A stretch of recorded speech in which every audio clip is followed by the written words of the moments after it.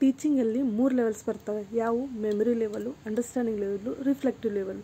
Memory ಲೆವೆಲಲ್ಲಿ root learning ಇರುತ್ತೆ. ನಿಮಗಿಲ್ಲಿ teacher just ಬೈಹ್ಯಾರ್ಟ್ ಮಾಡಿ ಬರೋದನ್ನು ಹೇಳ್ಕೊಡ್ತಾರೆ. ಇದು ಲೋವರ್ ಕ್ಲಾಸಿಗೆ ಯೂಸ್ ಆಗುತ್ತೆ. ಅಪ್ ಟು LKG UKG ಇಂದ ಹಿಡಿದು 10th ಸ್ಟ್ಯಾಂಡರ್ಡ್ವರೆಗೂ.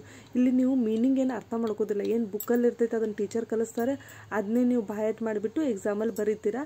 ಅದು ಮೆಮೊರಿ ಲೆವೆಲ್ಸ್ ಟೀಚಿಂಗು. ಅಂಡರ್ಸ್ಟ್ಯಾಂಡಿಂಗ್ ಲೆವೆಲಲ್ಲಿ ನೀವು ಅದ್ರ ಮೀನಿಂಗ್ ಅರ್ಥ ಮಾಡ್ಕೋತೀರಾ. ಇದು ಯೂಶ್ವಲಿ PUC ಇರ್ಬೋದು, ನಿಮ್ಮ ಡಿಗ್ರಿಯಿಂದ ಹಿಡಿದು PGವರೆಗೂ ಇರುತ್ತೆ. ಇಲ್ಲಿ ನಿಮಗೆ ಟೀಚರು ಅದರ ಮೀನಿಂಗನ್ನು ಅರ್ಥ ಮಾಡಿಸೋಕ್ಕೆ ಟ್ರೈ ಮಾಡ್ತಿರ್ತಾರೆ. ಅದೇ ರೀತಿ ರಿಫ್ಲೆಕ್ಟಿವ್ ಲೆವೆಲಲ್ಲಿ ನೀವೇನು ಕಲ್ತಿರ್ತಾರಲ್ಲ ಪಾಠ, ಅದನ್ನು ನಿಜ ಜೀವನದಲ್ಲಿ ಯೂಸ್ ಮಾಡ್ಕೊಳ್ಳೋಕ್ಕೆ ನೀವು ಟ್ರೈ ಮಾಡ್ತೀರ. ಮೆಮೊರಿ ಲೆವೆಲಲ್ಲಿ ಟೀಚರ್ ಆ್ಯಕ್ಟಿವ್ ಇರ್ತಾನೆ, ಸ್ಟೂಡೆಂಟ್ ಪ್ಯಾಸಿವ್ ಇರ್ತಾರೆ. ಅಂಡರ್ಸ್ಟ್ಯಾಂಡಿಂಗ್ ಲೆವೆಲಲ್ಲಿ ಟೀಚರು ಪ್ಲಸ್ ಸ್ಟೂಡೆಂಟ್ ಇಬ್ಬರು ಆ್ಯಕ್ಟಿವ್ ಇರ್ತಾರೆ. ರಿಫ್ಲೆಕ್ಟಿವ್ ಲೆವೆಲಲ್ಲಿ ಟೀಚರು ಗೈಡೆಡ್ ಆಗಿ ವರ್ಕ್ ಮಾಡ್ತಾರೆ, ಸ್ಟೂಡೆಂಟು ಆ್ಯಕ್ಟಿವ್ ಆಗಿರ್ತಾನೆ.